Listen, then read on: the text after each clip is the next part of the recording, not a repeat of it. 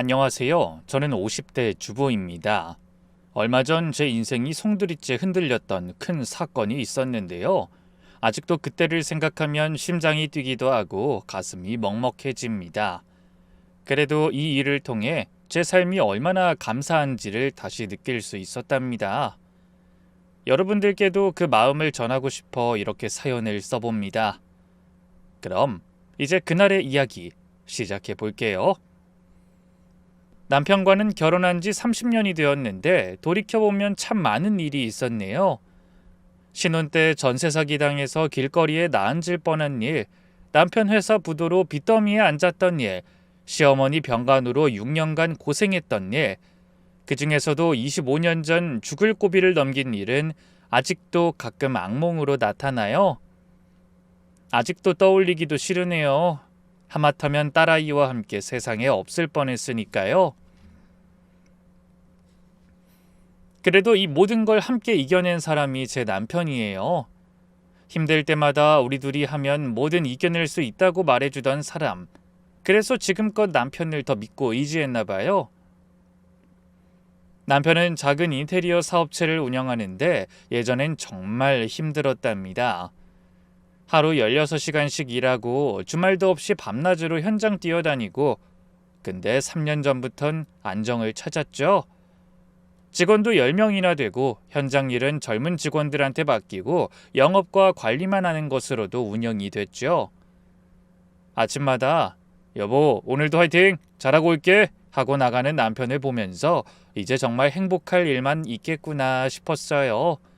그런데 최근 들어 남편이 좀 달라진 것 같았어요. 예전엔 집에 오면 하루 있었던 일, 이것저것 수다 떠는 사람이었는데 요즘은 말수가 부쩍 줄었더라고요.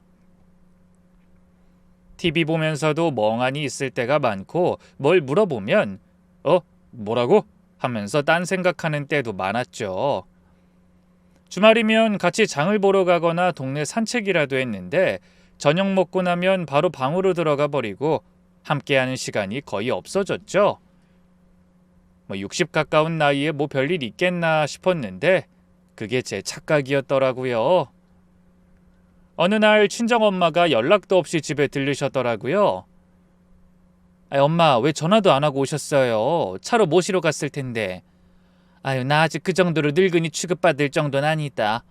버스 타면 금방 오는데 이 동네 마트 갔다가 네 생각나서 들렀지. 그날따라 거실에 앉으시는 엄마 얼굴이 왠지 어두워 보였어요. 평소엔 오시자마자 잔소리부터 하시는 분인데 그날은 말수도 없고 내내 앉아만 계시더라고요. 엄마 차 한잔 할래요? 엄마 좋아하는 대추차 끓여놨어요. 찻잔을 내려놓으니 엄마가 한숨을 푹 쉬시는 거예요. 엄마 무슨 일 있어요? 요새 무릎 말고 아픈 데는 없죠? 아니 없어. 아무것도 아니야. 엄마가 뭔가 말하려다가 입을 다무시더라고요.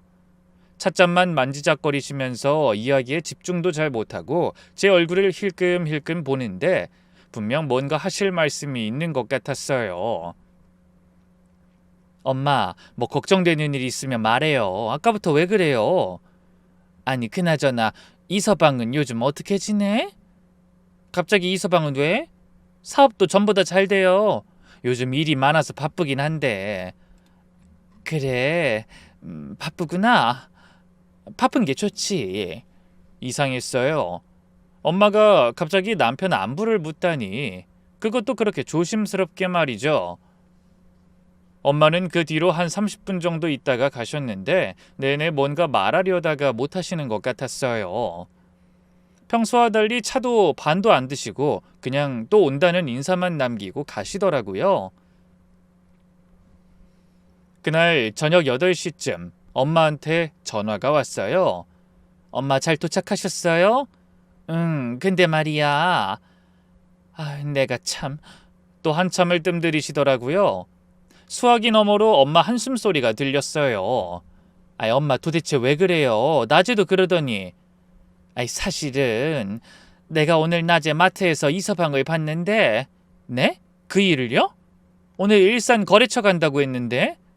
그게 말이야. 내가 잘못 봤나 싶어서 낮엔 너한테 말 못하고 왔는데 아무리 생각해도 내가 본 게 이서방이 맞는 것 같다. 가슴이 쿵 내려앉았어요. 엄마 무슨 일인데? 말 돌리지 말고 말해요. 아까 보니까 이서방이 어떤 젊은 여자랑 같이 있더라고. 젊은 여자? 20대? 많이 먹어야 30 정도 돼 보이던데? 그 여자랑 유아용품 코너에 있었어. 순간 다리에 힘이 풀렸어요. 전화기를 잡은 손이 떨리기 시작했죠. 엄마, 회사 직원 아니에요? 처음엔 나도 그런가 했지. 그래서 가까이 가서 봤어. 근데 엄마가 또 말을 멈추셨어요. 엄마 근데 뭐요? 답답하게 자꾸 그러지 말고 빨리 말해요. 저도 모르게 답답한 마음에 신경질을 냈어요. 그 여자가 배가 불러 있더라고. 임신 중인 것 같았어. 뭐라고요? 그것뿐이 아니야. 둘이 막 다정하게 유모차며 기저귀며 고르는데 내가 들었어. 그 여자가 이서방한테 아빠 이 색깔이 더 예쁜 것 같아요 하니까 이서방이 그래 네가 좋으면 그걸로 하자 그러더라고. 정말 아빠라고 하는 걸 들었어요? 남편을 아빠라고 부른다는 젊은 여자가 있다니 순간 머릿속이 하얘졌어요. 엄마 정말이에요? 잘못 들으신 거 아니죠? 나도 혹시 잘못 보고 들은 건가 싶어서 말 안 했는데 아무리 다시 생각해봐도 확실해. 이서방이 그 여자 부축해주면서 조심하라고 하고 무거운 거 들려고 하면 자기가 든다고 하면서 그렇게 챙기더라. 또 다른 건요. 계산할 때도 그러더라. 그 여자가 너무 비싸다고 하니까 이서방이 아기한텐 무조건 좋은 거 써야 한다면서 다 담으라고 그러는 거야. 전화기를 놓칠 뻔했어요. 엄마, 내가 정말 마지막으로 물을게요. 정말 남편 본 거 맞지? 맞다니까. 내가 사위를 못 알아보겠니? 나도 인사하려고 갔다가 너무 놀라서 숨어서 계속 본 거야. 근데 상황이 이상해서 한참 보다만 왔지. 목소리도 그렇고 이서방 맞아. 근데 아까 나한테 왜 바로 말 안 했어요? 어떻게 말해? 혹시 내가 오해한 건가 싶기도 하고 또 네가 충격받을까 봐. 근데 집에 와서 생각하니까 도저히 안 되겠더라고. 네가 모르면 안 될 것 같아서. 엄마 목소리가 떨리고 있었어요. 80 넘은 엄마가 딸 걱정에 얼마나 고민하셨을까 생각하니 더 가슴이 아팠죠. 엄마 고마워요. 말해줘서. 엄마도 많이 놀랐겠네. 너무 상심하지 마. 오해일 수도 있잖아. 그래, 아마 무슨 이유가 있을 거야. 괜히 싸우지 말고 이서방한테 확인해봐. 알았어요. 내가 오자마자 물어볼게. 별일 아닐 거예요. 엄마한텐 대수롭지 않은 것처럼 말했지만 전화를 끊고 나서 주저앉았어요. 남편이 어떤 여자와 아기용품을 사고 그 여자가 남편을 아빠라고 부른다는 게 어떤 상황이어야 이해할 수 있을까? 이리저리 머리를 굴려봐도 답이 없었죠. 아니, 답은 딱 하나밖에 없다는 말이 맞겠네요. 그날 밤 남편은 평소보다 1시간이나 늦은 8시에 들어왔어요. 평소면 6시면 칼퇴근하는 사람인데 말이죠. 여보, 저녁 먹었어? 된장찌개 끓여놨는데. 거래처에서 먹었어. 피곤해서 먼저 씻을게. 평소 같으면 집밥이 최고라면서 된장찌개 한 그릇은 뚝딱 비우는 사람이에요. 근데 그날은 인사만 하고 바로 욕실로 들어가더라고요. 씻고 나온 남편한테 넌지시 물어봤어요. 오늘 일산 거래처는 잘 갔다 왔어? 응. 거기 사장님은 잘 계시고? 작년에 허리 수술했다고 했잖아. 응. 많이 좋아졌대. 남편이 잠깐 멈칫하다 건성으로만 대답하는데 뭔가 부자연스러웠어요. 근데 오늘 낮에 엄마가 마트에서 당신 봤다 그러더라? 순간 남편 표정이 서서히 굳어가는 게 보였어요. 마트? 잠깐 들렀다 갔지. 회사에 필요한 거 사러. 어떤 젊은 여자랑 같이 있었다며? 그거 거래처 직원. 애기 낳는다고 해서 선물 좀 골라주러 같이 갔지. 그 거래처에 여자 직원이 있었어? 난 처음 듣는데. 있어, 당신이 모르는 직원. 남편은 대답은 하는데 제 눈은 안 보더라고요. 30년을 같이 산 사람인데 남편이 거짓말할 때 버릇을 제가 모르겠어요? 거짓말하면 꼭 시선을 피하고 손으로 목덜미를 긁거든요. 그날도 똑같았어요. 그리고 핸드폰도 예전엔 거실 탁자에 아무렇게나 던져두고 다녔는데 요즘은 꼭 뒤집어 놓고 비밀번호도 바꿨는지 제가 열 수도 없었죠. 그리고 밤 10시쯤 어디선가 전화가 오더라고요. 남편은 황급히 받더니 목소리를 낮추면서 베란다로 나가는 거예요. 지금은 좀 집이라서 내일 아침에 연락할게. 응, 알았어. 조심해, 무리하지 말고. 남편이 거실로 돌아오자마자 누구냐고 물으니 김 과장이라고만 하고 말더군요. 근데 너무 이상하잖아요. 40대 남자에게 무리하지 말라는 끝인사를 하는 게. 그 뒤로 남편 행동을 유심히 보기 시작했어요. 정말 이상한 게 한두 가지가 아니었죠. 우선 새벽 운동이 부쩍 늘었어요. 월수금이던 헬스가 매일 가는 걸로 바뀌었죠. 여보, 요즘 새벽 운동 매일 나가네? 너무 무리하는 거 아니야? 의사가 콜레스테롤이 높다고 지금 당뇨 수치도 경계선이고 운동 열심히 하라잖아. 새벽 5시에 나가서 7시에 들어오는데 이상하게 땀을 하나도 안 흘렸어요. 헬스클럽 다녀왔으면 운동복이 땀에 젖어야 되잖아요. 근데 뽀송뽀송하더라고요. 운동화도 깨끗하고요. 그래서 어느 날은 남편 몰래 따라 나가봤어요. 근데 헬스클럽 반대 방향으로 가는 거예요. 아파트 단지를 벗어나서 큰 길로 나가더니 어디론가 전화를 걸더라고요. 너무 멀어서 더는 못 따라갔지만 분명 운동하러 나간 건 아니었어요. 이어서 통장도 확인해봤어요. 남편 모르게 인터넷 뱅킹 비밀번호를 알아냈죠. 그러다 깜짝 놀랐어요. 매달 100만 원을 현금으로 인출한 기록이 6개월째였죠. 그것도 매번 강남역 근처 ATM기에서요. 우리 집은 노원인데 왜 강남까지 가서 현금을 뽑을까? 카드 명세서는 더 충격이었어요. 남편 서재 서랍 깊숙이에도 숨겨놨더라고요. 모아둔 영수증은 다 아기용품점이었어요. 계산해보니 3개월간 아기용품에만 600만 원 가까이 썼더라고요. 며칠 후 남편이 샤워하는 동안 핸드폰을 확인할 기회가 생겼어요. 그리고 카톡을 열어보니 나의 까치라고 애칭으로 저장된 번호가 있었어요. 대화 내용을 보는데 손이 덜덜 떨렸답니다. 오늘 병원 다녀왔어요. 아기 잘 크고 있대요. 다음에 아기 침대 같이 보러 가기로 했죠? 11시에 데리러 갈게 따뜻하게 입고 나와. 제가 아는 남편은 그 안에 없었어요. 30년 같이 산 아내한테 쑥스러워서 이런 말은 절대 안 하는 사람이었거든요. 심장이 쿵쾅거렸지만 더는 멈출 수가 없었습니다. 바로 사진첩까지 확인했어요. 최근 사진 중에 그 여자가 찍은 사진이 여러 장 있었어요. 정말로 엄마가 말해준 것처럼 젊고 예쁜 여자였죠. 그런데 배가 불러있는 게 확실히 보였죠. 남편이 함께 웃고 있는 사진도 있었어요. 이쯤 되니 더 이상 의심의 여지가 없었어요. 남편한테 젊은 여자가 생겼고 그 여자가 임신까지 한 거예요. 다음날 바로 미경이를 만났어요. 어떤 이야기든 털어놓을 수 있는 30년 지기 유일한 친구였으니까요. 조용한 카페에서 기다리고 있는데 미경이 얼굴을 보자마자 눈물이 왈칵 쏟아졌죠. 야, 왜 울어? 무슨 일인데 그래? 설마 애들이 사고라도 쳤어? 아니 미경아, 나 큰일 났어. 우리 남편이 바람 피운 것 같아. 미경이가 커피 마시면서 확 뿜을 뻔했어요. 뭐? 에이, 말도 안 돼. 너희 같은 인꼬 부부가 어딨다고. 그리고 작년 결혼기념일 때도 꽃다발에 케이크까지 챙겨온 사람이 어떻게 바람을 피워? 너밖에 모르는 사랑꾼 아니었어? 다른 사람도 아니고 어떻게... 네가 오해한 거 아니야?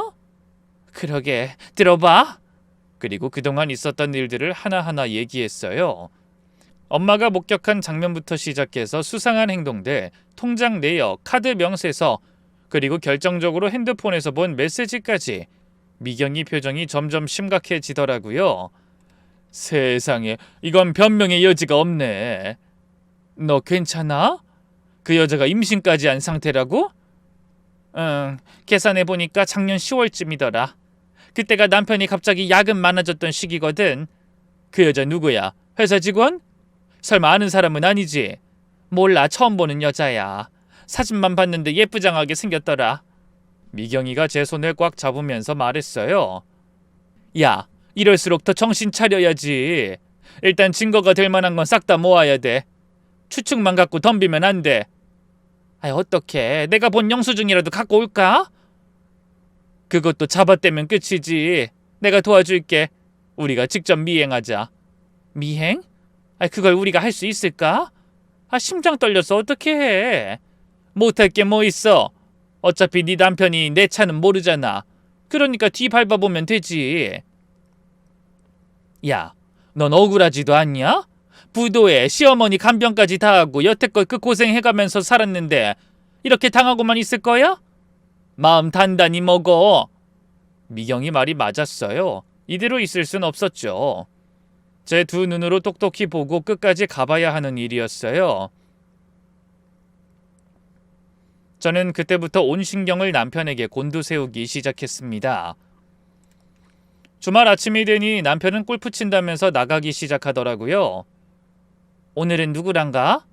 회사 거래처 사장들이랑. 접대 골프야. 아우, 주말까지. 정말 싫다. 골프백은 왜 안 가져가? 거기서 빌려 쓰기로 했어.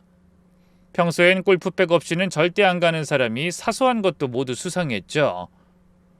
남편이 나가자마자 전 곧바로 미경이한테 전화를 했어요. 미경아, 지금이야. 지금. 엘리베이터 탔어.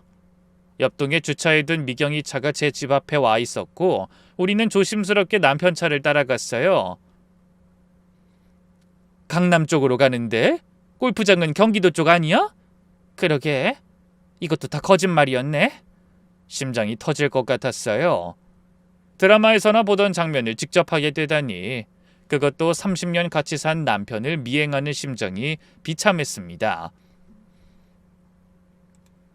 남편 차는 강남의 한 오피스텔 앞에 섰죠. 주로 둘이 여기서 만나나 보다. 남편이 지하 주차장으로 들어가더니 30분쯤 후에 다시 나왔어요. 근데 혼자가 아니었죠. 사진으로 본 젊은 여자와 함께였어요. 그 여자는 정말 엄마 말대로 배가 불러 있었어요. 7개월 정도 돼 보이더라고요.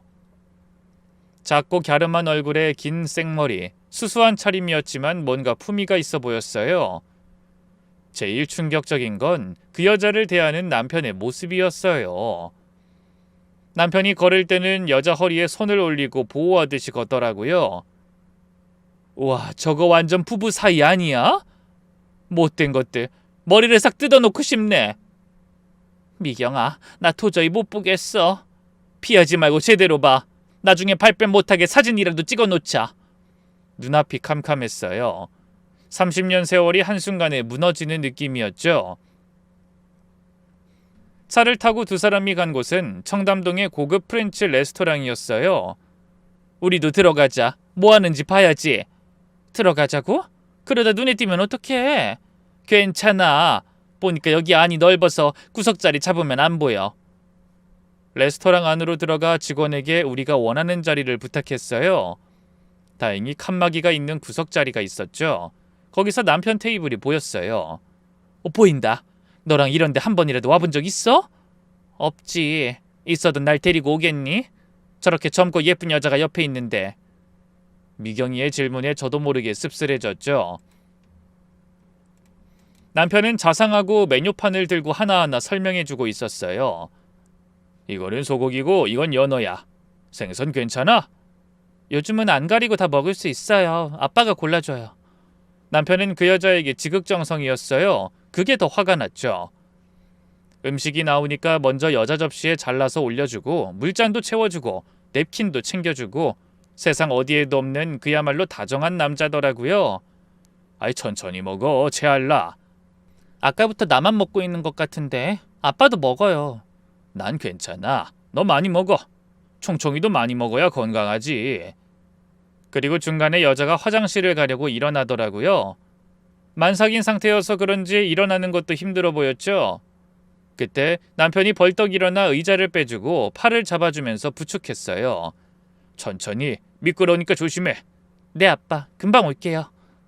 남편은 여자가 화장실 들어갈 때까지 걱정스러운 눈빛으로 지켜보고 있었어요. 그 모습을 보면서 문득 두 아이를 임신했던 때가 떠올랐어요. 참 지극정성이다. 나 임신했을 땐 저만큼 신경도 안 썼는데. 첫째 임신했을 때는 태동이 심해서 잠도 제대로 못 잤는데 남편한테 말하면 피곤해 죽겠다면서 하품하고 등 돌리고 잘 때가 많았죠. 임신했을 때 서러운 일을 당하면 여자한테 평생 남는다는 말이 있잖아요. 그 여자한테 하는 걸 보니 그때의 서러움이 다시 몰려오더라고요. 여자는 남편을 보면서 흐뭇한 표정을 지었어요. 맛있는 거 먹었더니 충충이도 기분 좋은가 봐요. 아까부터 계속 발로 차요. 정말? 어디 봐. 그러더니 남편이 여자 배에 손을 올렸어요. 오, 정말 움직이네. 우리 충충이 정말 건강한가 보다. 배신감과 분노가 치밀어 올랐어요. 남편은 내가 받고 싶었던 사랑과 관심을 그 여자에게 쏟고 있었죠. 여태 두 아이를 낳고 키웠는데 나한텐 왜 저렇게 안 했을까? 저 여자는 젊고 예쁘니까? 아니면 나보다 더 사랑해서일까? 비참하고 서럽다 못해 가슴이 찢어지는 것 같았어요. 일주일이 지났을 무렵 남편은 거래처 미팅이 있다고 했죠. 저는 그때도 그 두 사람 뒤를 쫓을 생각만 하고 있었어요. 야, 오늘도 가보자. 이번엔 어디에 갔나? 이제는 미경이가 더 적극적이었어요. 이번엔 선글라스에 모자까지 준비했더라고요. 남편 차를 따라간 곳은 청담동의 유명한 산부인과였죠. 산부인과. 이제 정말 확실하네. 남편이 주차하고 건물 입구에서 누군가를 기다렸어요. 10분쯤 지나니 그 여자가 나타났죠. 미안, 늦었지. 차가 막혀서. 괜찮아요, 아빠. 저도 방금 왔어요. 두 사람이 병원으로 올라가자 미경이가 묻더라고요.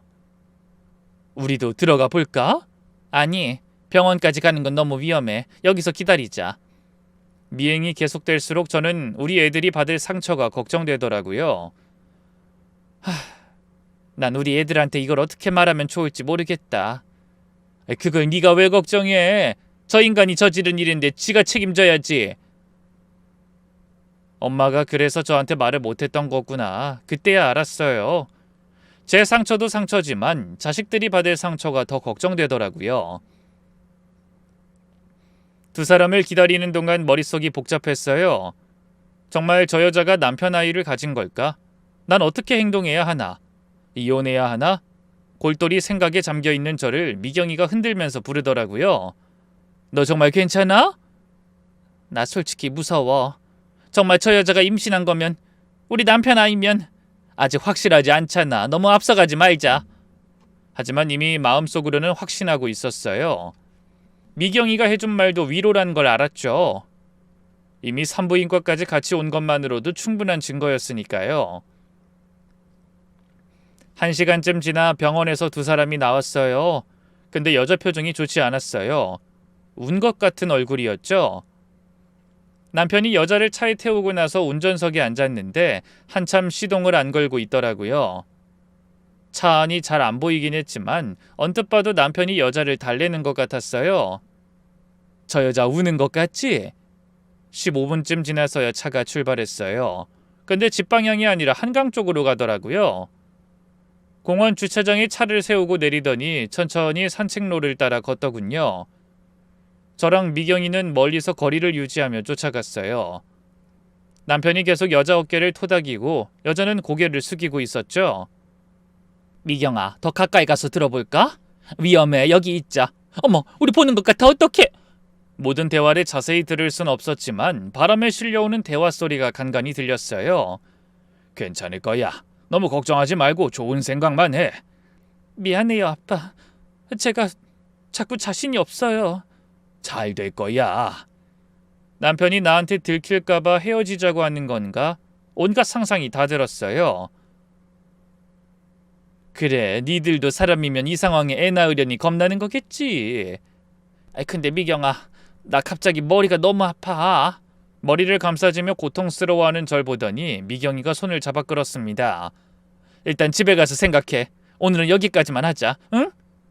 집으로 돌아오는 길에 계속 그 장면이 떠올랐어요. 정말 지옥이 따로 없었네요. 산부인과에서 나온 여자의 울먹이는 얼굴, 한강에서 남편이 그녀를 위로하던 모습이 계속 떠올랐어요. 모든 것이 수수께끼였고 풀려고 달려들었다가도 겁이 나는 무서운 수수께끼였죠. 하나씩 풀어갈 때마다 제 가슴이 멍드는 것 같았어요. 그날 밤 남편 얼굴을 볼 수가 없었어요. 밥상도 차려주기 싫고 말도 하기 싫더군요. 한숨도 못 자는 상태였죠. 가슴이 조일 듯 답답해서 계속 뒤척이다가 심장이 미친 듯이 뛰고 온몸이 떨렸죠. 아휴, 또 시작이구나. 다시 찾아온 증상을 너무 잘 알고 있었어요. 세면대를 잡고 겨우 서서 서랍을 열었죠. 맨 안쪽에 숨겨둔 약통이 보였어요. 손이 너무 떨려서 약통 뚜껑 여는 것도 힘들었지만 겨우 알약 하나를 꺼내 삼켰죠. 약을 먹고 나서야 좀 진정이 됐어요. 하지만 눈물은 멈추지 않았죠. 작년에 의사 선생님이 약을 끊어도 될 것 같다고 해서 그렇게 기뻤는데 남편의 배신 때문에 다시 이 약을 찾게 되다니. 이제는 남편이 제 인생을 집어삼킨 것 같았어요. 그때 희미하게 남편 핸드폰에서 진동 소리가 느껴졌습니다. 이 새벽에 남편에게 문자를 보낼 사람은 그 여자뿐이라는 걸 직감으로 알았어요. 아빠 잠이 안 와요. 병원 갔다 온 뒤로 계속 불안해요. 저 정말 괜찮을까요? 분명 아이한테 무슨 문제가 있는 게 맞구나 싶었죠. 잠도 오지 않고 증거가 될 만한 걸 찾자는 생각에 서재로 들어갔습니다. 남편 노트북을 열어 검색 기록을 보니 충격적인 내용들이 가득했어요. 임신 후기 주의사항, 출산 준비물 리스트, 신생아 필수 용품, 산후조리원 추천. 더 충격적인 건 장바구니에 담긴 물건들이었죠. 아기 침대, 기저귀 가방, 젖병 소독기. 금액이 500만 원이 넘었죠. 저도 모르게 이 소리가 절로 나오더라고요. 이 인간이 정말 미쳤구나. 그러다 메일함까지 보게 됐는데 거기서 결정적인 걸 발견했어요. 남편을 미행하면서 본 그 산부인과에서 보내온 메일이었죠. 그리고 임신한 그 여자의 정체를 처음으로 확인할 수 있었죠. 김정민. 그 여자 이름은 김정민이었어요. 나이는 1992년생. 남편보다 무려 28살이나 어린 우리 딸의 또래라는 사실에 입을 틀어막았습니다. 방으로 돌아와 이불을 뒤집어 쓰고 소리 없이 울었어요. 온갖 역경을 함께 보낸 30년이 한순간에 무너지는구나. 억장이 무너지는 밤이었습니다. 다음 날 아침, 거울을 보니 완전히 망가진 얼굴이었어요. 눈은 퉁퉁 붓고 얼굴은 창백하고 마치 유령 같았죠. 남편은 제 속도 모르고 일어나자마자 그 여자의 문자를 확인하더라고요. 그것 때문이었는지 평소보다 서둘러서 나가더라고요. 왜 이렇게 일찍 나가? 그 현장 들렀다가 가야 할 것 같아서. 오늘 저녁 밖에서 먹고 올게. 신경 쓰지 마. 또? 요즘 저녁 약속이 너무 많은 거 아니야? 미안. 요즘 일이 좀 여러 가지로 복잡해서.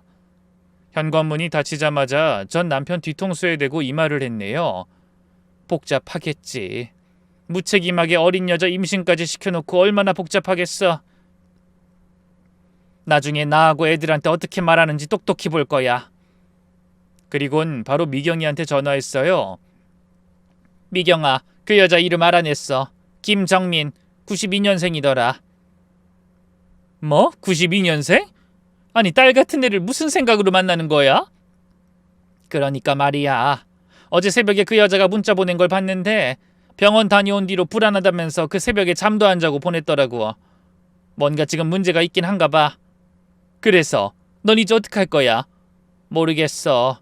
당장 따져붙고 싶긴 한데 임신한 저 여자를 내가 만나야 하는 건지.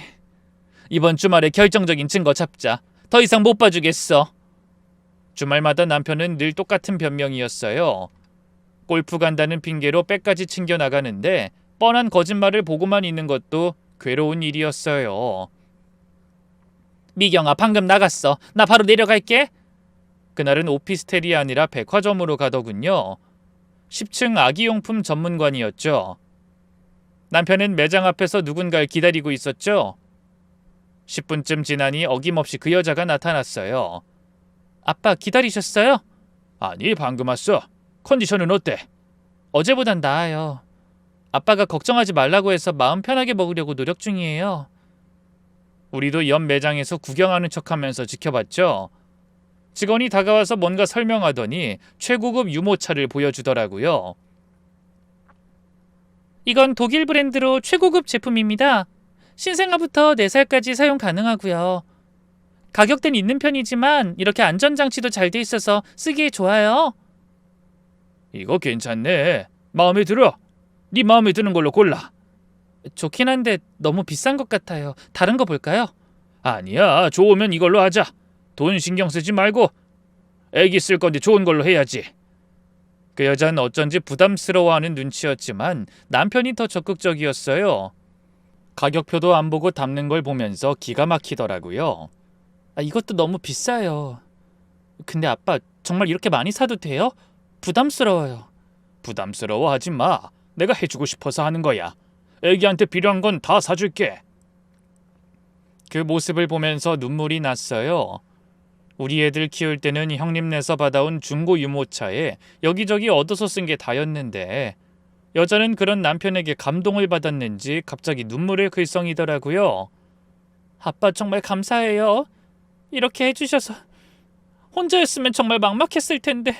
울지 마. 뱃속 아기가 놀라잖아. 이제 혼자가 아니야. 남편이 여자를 안아주는 걸 보면서 저는 정말 무너져 내렸어요. 미경아, 나 못 보겠어. 정말 저 둘이. 조금만 참아. 거의 다 끝났어. 고개를 돌려 외면하고 있던 사이 계산이 끝난 순간 미경이가 소리를 질렀죠. 와, 미쳤네, 미쳤어. 890만 원이래. 거의 1000만 원을 지금 30분 만에 다 쓴 거야? 남편은 눈 하나 깜짝 안 하고 카드를 내밀었어요. 집으로 돌아오는 길에 미경이가 말했어요. 이제 확실한 것 같은데 더 기다릴 것 있어? 그런 것 같다. 어떻게 890만 원치 아기용품을 사주는데 애 아빠가 아닐 수 있겠어? 저 인간 우리 애들 생각은 안 나나? 아까 카드 내미는데 보고만 있기 너무 힘들더라. 우리 애들하고 나한테 저렇게 해준 적도 없으면서. 이제 어떡할 거야? 바로 가서 얘기할 거야? 아직은 그 여자가 사는 집도 알아냈으니까 내가 직접 찾아가 볼까 싶네. 뭐? 직접 찾아간다고? 더는 못 참겠어. 언제부터 만났는지, 애는 낳아서 어떻게 키울 생각인지, 나한테 언제까지 숨길 작정이었는지 만나서 다 묻고 들어보려고.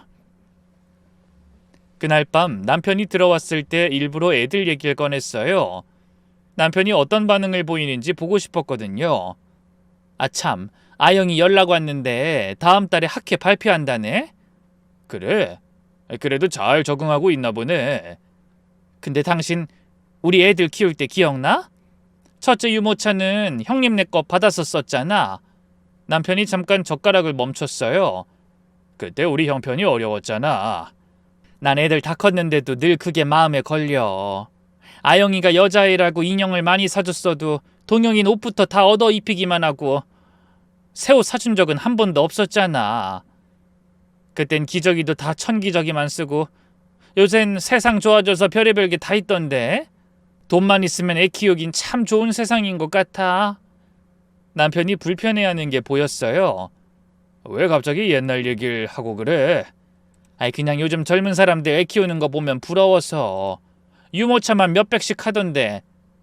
그때랑 같나? 시대가 달라졌잖아. 당신은 어때? 우리 지금 애 하나 낳으면 좋은 거 다 사줄 거야? 당황한 남편이 물을 한 모금 마시더라고요. 그냥 만약에 혹시 애 낳는다면. 무슨 소리야? 갑자기 무슨 말도 안 되는 소리를 해? 당황한 남편은 숟가락까지 떨어뜨렸어요. 애들 이야기로 물었더니 양심이 찔리긴 찔리는 모양이었죠. 우리 애들은 왜 하필 그때 태어나서 좋은 것도 다 놓쳤네. 저녁을 먹고 나서 남편은 서재로 들어갔어요. 뭔가 생각이 많은 것 같았죠. 잠자리에 들었을 때 옆에 누운 남편을 보면서 마음이 더 복잡했어요. 30년을 함께 산 사람인데 이젠 너무 낯설게만 느껴졌죠. 침대에 누워 천장을 보는데 결심이 섰어요. 제가 그 여자를 직접 만나야겠다고. 미경아, 나 당장 그 여자 집 알아내야겠어. 등맞대고 자는 것도 힘들어서 못하겠네. 남자들 한 번쯤 다 바람 피운다고 아무리 그래도 내 남편은 아닐 줄 알았어. 근데 어떻게 이렇게 날 속여? 다른 여자 애까지 만들어 와서. 그렇게 혼자 오피스텔을 찾았습니다. 다행히 그 여자가 사는 오피스텔 호수를 알아내는 건 어렵지 않았어요. 경비 아저씨에게 임신했다는 얘기를 흘렸더니 2301호가 바로 나오더라고요. 몇 번이고 문 앞까지 가서 배를 눌러보기도 하고 만나면 뺨을 한 대 칠까 드라마처럼 머리채를 잡아볼까 했는데 현실은 달랐죠. 손이 바들바들 떨리고 목소리도 잘 안 나오는 것 같았어요. 미경아, 혹시 내일 아침에 같이 가줄 수 있어? 그 오피스텔. 괜찮겠어? 알았어. 너무 걱정하지 마. 내가 옆에 있을게. 그리고 다음 날 일찍 미경이를 만났어요. 준비됐어?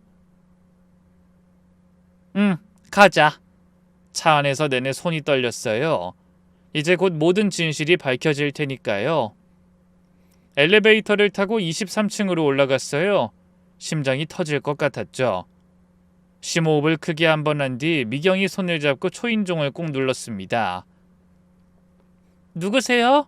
인터폰에서 그 여자 목소리가 들렸어요. 저 김정민 씨 맞으시죠? 네, 그런데요. 어떻게 오셨어요? 문 좀 열어주시겠어요? 할 얘기가 있어서요. 잠시 침묵이 흐르더니 문이 열렸어요. 여자는 저를 처음 봐서인지 경계하는 모습이었죠. 누구신지... 저는... 이렇게 소개해야겠네요. 이성근 씨 아내예요. 어떻게 여기서 얘기할까요? 사람들 다 들을 텐데 괜찮으면 여기서 하고요.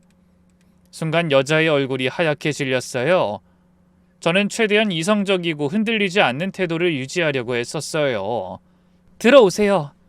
여자가 사는 집은 깔끔하고 아담한 원룸이었는데 한쪽에는 어제 산 아기용품들이 쌓여 있었죠. 여기 앉으세요. 일단 제가 차라도. 됐어요. 그쪽하고 기분 좋게 차 마실 기분 아니니까. 그냥 단도직입적으로 물을게요. 지금 뱃속에 그 아이, 우리 남편 아이 맞죠? 여자가 고개를 숙였어요. 대답해요. 우리 남편 아이 맞냐고요? 우리 다 알고 찾아온 거니까 괜한 거짓말할 생각 마요. 왜 대답을 못해요? 계속 숨긴다고 숨겨질 것 같아요? 그때 여자가 고개를 들고 말했어요. 그런데 전혀 예상치 못한 말이었죠. 아니에요. 아닙니다. 아버님 아이가 아니에요. 생각하시는 그런 거 절대 아니에요. 아니라고요? 그럼 왜 우리 남편이 당신을 이렇게 챙기는 거예요?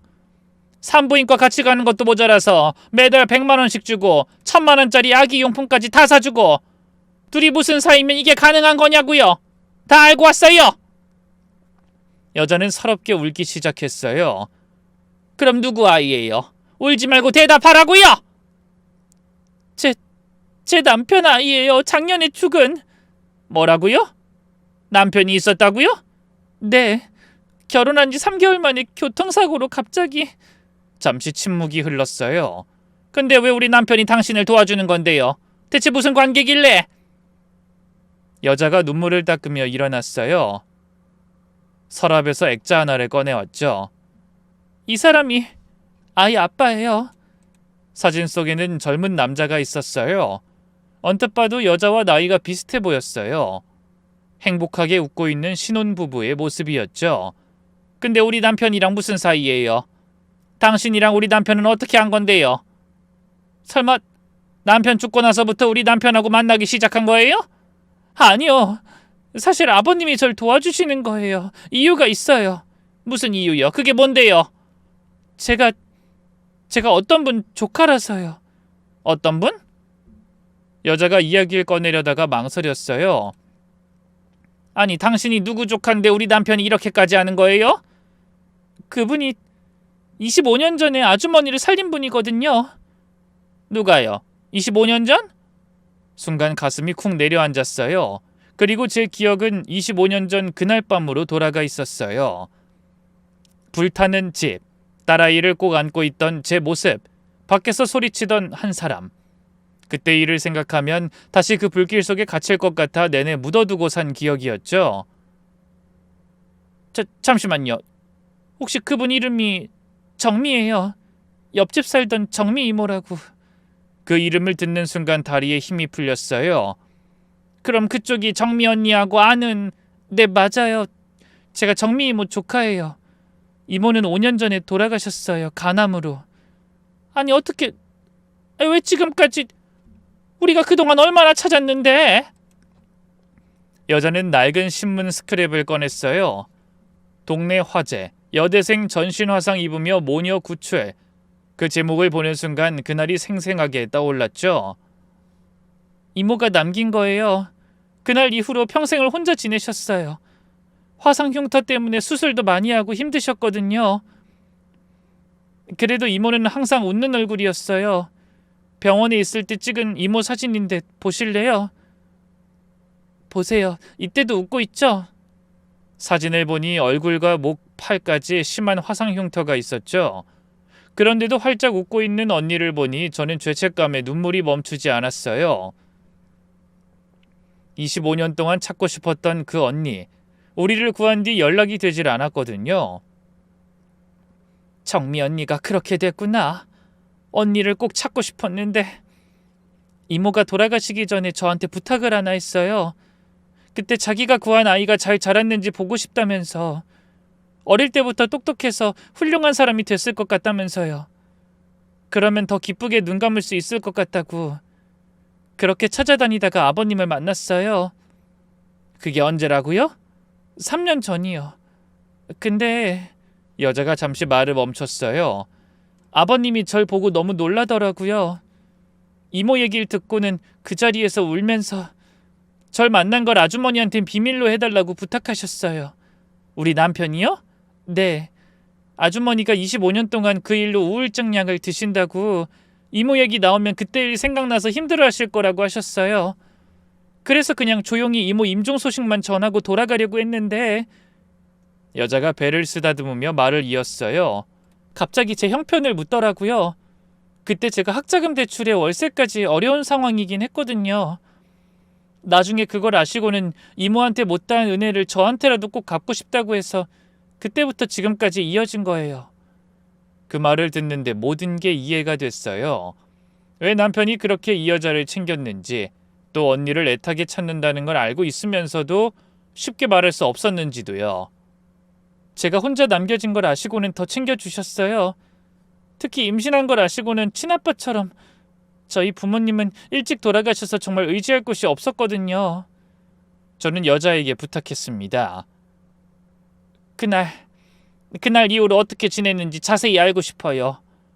여자가 조심스럽게 또 다른 서류를 꺼냈어요. 병원 진단서와 사진들이었죠. 그때 이모는 전신 2도 화상을 입으셨어요. 얼굴, 목, 팔. 1년 동안 병원에 계셨죠. 피부 이식 수술만 10번 넘게 받으셨고요. 사진 속 정미 언니의 모습은 차마 눈뜨고 볼 수 없을 정도였어요. 우리 때문에? 전 언니 아니었으면 지금 없어요.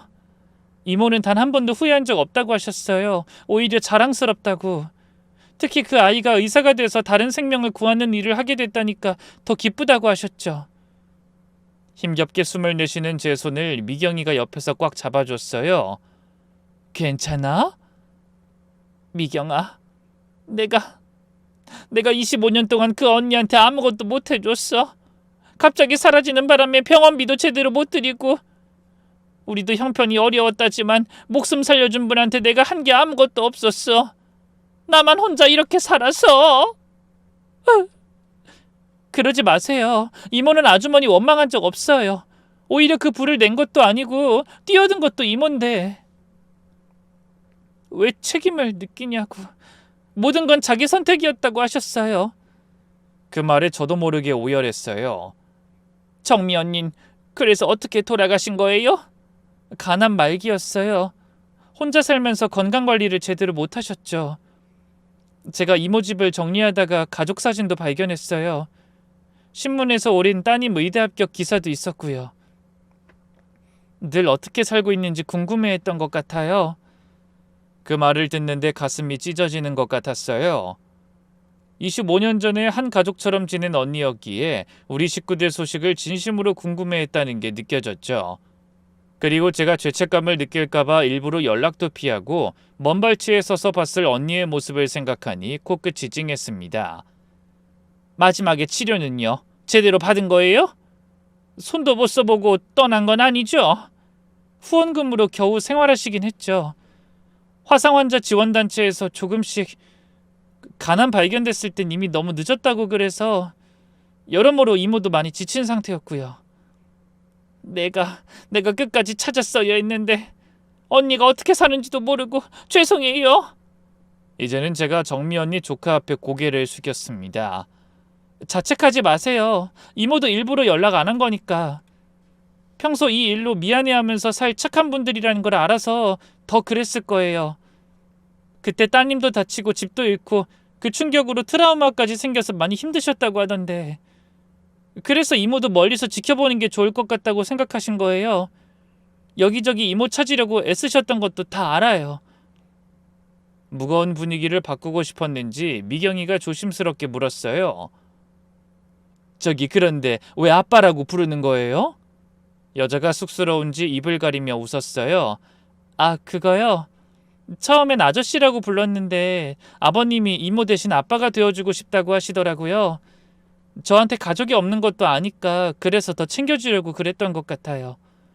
그리고 같이 다니면 이상하게 보는 사람들도 있었고요. 미경이가 이제 이해가 간다는 듯 말했어요. 그래서 아이 아빠인 척한 거구나. 혼자 있는 정민 씨가 주변 시선 때문에 힘들까봐. 네, 미혼모라고 하면 사람들이 이상하게 보니까요. 아버님이 먼저 제안하셨어요. 밖에선 아빠라고 부르라고. 그래야 떳떳하게 도울 수 있다고. 그 이야기를 듣고 나니 마지막 남은 퍼즐까지 다 맞춰졌어요. 갑자기 남편까지 죽고 나니 너무 힘들어서 병원 가는 것도 무서웠어요. 산부인과 가면 다들 남편하고 같이 와 있는데 저만 혼자니까. 괜히 남편 생각나고 그래서 울다가 오고 그런 날이 많았거든요. 그래서 아버님이 보호자가 되어주신다고 하셔서 병원에도 같이 가주셨어요. 이모 잘 만난 덕을 제가 보네요. 아이는 건강한 거죠? 혹시 무슨 문제 있는 건 아니에요? 아, 검사에서 아기 심장에 작은 문제가 발견됐어요. 크게 걱정할 건 아니라고 했는데 너무 무서워서. 아버님이 계속 위로해 주셨죠. 괜찮을 거라고. 설령 문제가 있어도 다 치료할 수 있다고. 정미 언니 조카는 또 다른 사진을 보여줬어요. 낡은 폴라로이드 사진이었죠. 아, 그리고 이 사진 이모가 계속 간직하고 있던 거예요. 사진 속에는 젊은 시절의 저와 아기였던 딸 정미 언니가 함께 웃고 있었어요. 언니가 우리 아영이를 안고 있는 모습이었죠. 기억난다. 이날 아영이 100일이었어요. 언니가 100일 떡 사왔다고 들고 온 날 우리 정말 가족처럼 지냈으니까. 가족이었지. 가족이었어 정말. 그랬어요. 우리는 그냥 옆집 사이가 아니었죠. 이모도 그 말 많이 했는데 처음으로 가족의 사랑을 배웠다고요. 정말요? 언니가 그런 말을 난 해준 것도 없는데. 왜 없어요? 이모 생일에 미역국도 끓여주고 그렇게 챙겨주셨다면서. 부모님 안 계신 이모한텐 그게 정말 큰 위로였대요. 살면서 생일을 그렇게 챙겨준 사람이 없었을 거예요. 인생에서 외롭지 않게 보낸 시간이었다고 했어요. 미경이가 옆에서 휴지를 건네줬어요. 정말 특별한 인연이네. 그러게. 두 사람 목숨을 살려준 은인이지 나한텐. 그래서 더 망설임 없이 뛰어들었나 봐요. 불 속으로. 가족이 위험한데 어떻게 가만히 있냐고. 당연한 일이라면서 이모가 항상 가족이란 말을 했어요. 정미 언니 조카가 조심스럽게 말했어요. 이모는 정말로 아주머니 원망한 적 없어요. 오히려 감사하대요. 외롭게 생활하던 중에 진짜 가족을 만났다고. 그러니까 미안해하는 마음 갖지 마세요. 이모가 하늘에서 이 모습 보면 속상해하실 것 같아서 그래요. 그 말에 한참을 목 놓아 울었어요. 25년 만에 언니를 대신해서 받은 용서와 위로였죠. 전 이제 남 같지 않은 언니의 조카를 보며 재차 물었어요. 6월 말이 예정일이라고 들었는데 이제 2달도 안 남았어요. 솔직히 너무 무서워요. 혼자 아이 낳고 키워야 한다는 게. 그럼 가족은 정말 아무도 없어요? 네, 부모님은 제가 중학생 때 돌아가셨고 이모뿐이었는데 이젠 정말 혼자네요. 그때 문득 깨달았어요. 이 아이도 우리처럼 정미 언니의 가족이구나. 아니, 이미 남편은 언니의 조카를 가족으로 받아들였던 거구나. 전 지그시 손을 잡아주며 말했습니다. 앞으로는 혼자가 아니에요. 걱정하지 마요. 네? 우리가 가족이잖아요. 정미 언니 조카면 나한테도 가족이나 다름없는데 혼자 낳고 키운다는 생각 안 해도 된다고요. 우리가 있는데 무슨 걱정이야. 조카의 눈에서 눈물이 쏟아졌어요. 그리고 미안해요. 빨리 우리가 못 찾은 것도 내가 오해한 것도 다 미안해요. 그때 현관문이 열리는 소리가 났어요. 남편이었죠. 정민아, 약 챙겨와. 손님이 계시네? 남편이 저를 보고는 얼어붙었어요.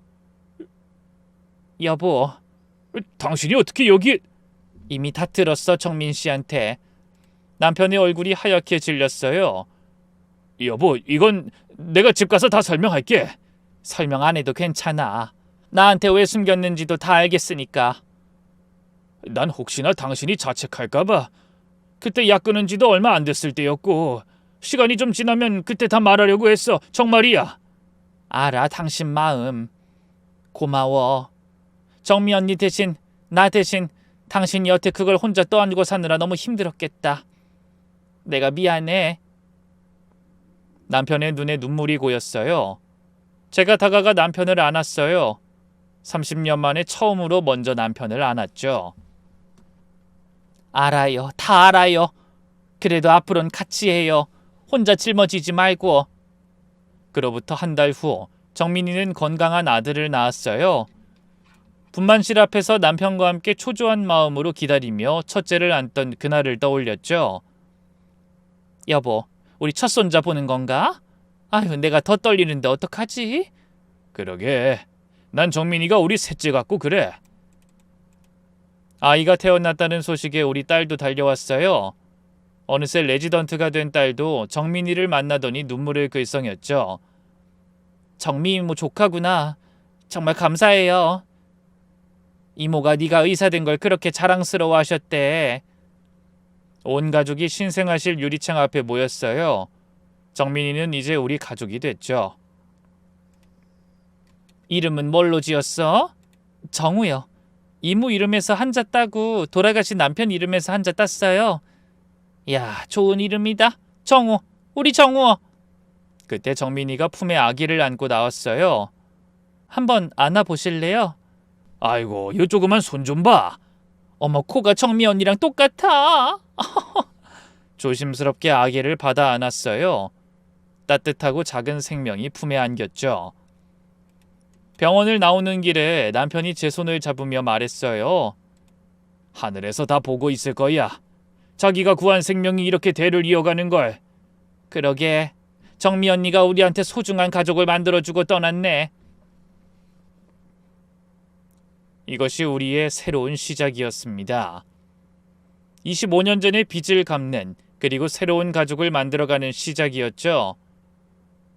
친정엄마가 마트에서 목격한 장면으로 시작된 오해는 다행히 아름다운 진실로 끝났습니다. 남편을 믿지 못해서 의심하고 미행했던 제 모습이 부끄럽기도 하지만 덕분에 묻혀있던 과거를 마주하고 진정한 용서와 화해를 할 수 있었네요. 지금 정민이는 우리 집 근처로 이사와서 대가족처럼 지내고 있어요. 정우도 무럭무럭 자라고 있고요. 가끔 정미 언니 생각이 날 때면 납골당에 다 같이 가서 인사를 남기고 돌아오곤 해요. 그리고 매년 제사도 우리가 함께 모여서 지내기로 했습니다. 요즘은 하루하루 제 삶이 더 감사하게 느껴집니다. 한 사람의 용기가 얼마나 많은 생명을 살릴 수 있는지를 깨달았으니까요. 이제야 25년 전 언니에게 진 빚을 조금씩 갚아가고 있는 것 같아요. 언니가 제게 남긴 소중한 선물은 삶을 감사히 여기는 마음과 사랑으로 함께 지낼 수 있는 든든한 가족을 남겨준 것 같아요. 이 이야기를 듣고 계신 분들 중에도 잊고 있던 은인이 있다면 지금이라도 꼭 찾아보셨으면 좋겠네요. 너무 늦었다고 생각하지 마시고요. 그리고 정미 언니, 하늘에서 보고 계시죠? 언니가 저와 제 딸을 구해준 덕에 이렇게 잘 살고 있어요. 여기서 언니 목까지 잘 살다 갈 테니 우리 그때처럼 웃으면서 또 만나요.